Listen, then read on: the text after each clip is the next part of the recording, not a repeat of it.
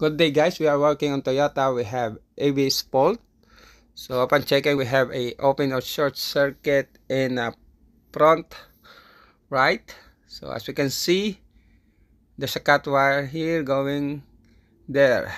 So it's been repaired already, but the rat strike again on it. Another fault is on the left rear. As we can see, the wire is cut by the rat. So since we don't have available harness, we just do repair on it. After repairing, we just put some stuffing in order not them to return on this spot. Actually, if they strike on that spot, they will just return on it.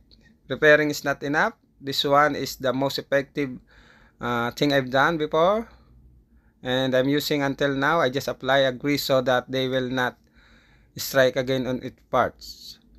I tried so many stuff such as spraying diesel, applying WD-40, but it is not effective. So this one will help. How about you guys? If you have any idea or application that do, please comment below. Thank you for watching.